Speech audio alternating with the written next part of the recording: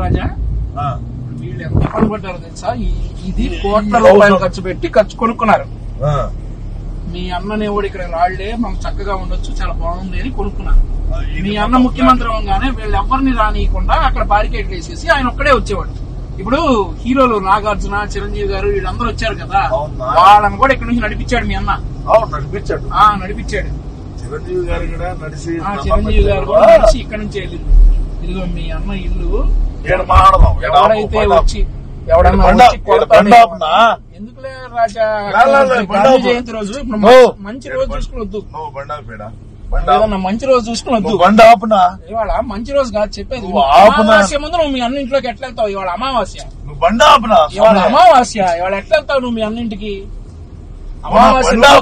అమావాస్య రోజు ఇప్పుడు నీకు మీ అన్నకి చాలా డీలింగ్స్ ఉన్నాయా?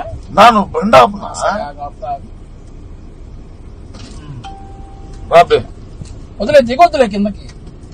చెప్పేది నాకు మంచి రోజు వచ్చి మీ అన్నతో తమ్ముడు, అంతే కదా? అంతే అన్న.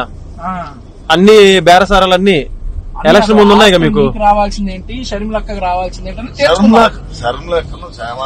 చేశారు. నీకు రాకపోయినా పర్వాలేదు కానీ షర్మిలక్క న్యాయం జరగాలంట. ఖచ్చితంగా జరగాల.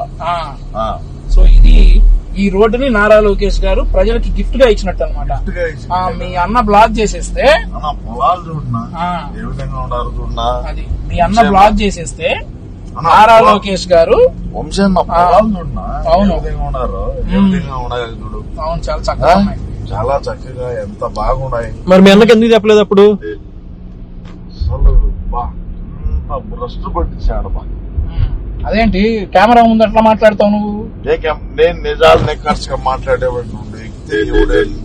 పార్టీకి డ్యామేజ్ చేస్తున్నావు అలా మాట్లాడితే ఎలా? వంశన్న, మా వైసీపీ పార్టీలో నేనే నిజాలు నెక్కర్స్గా మాట్లాడేటువంటి వ్యక్తిని. అంతేనా? నీకు తెలిసేది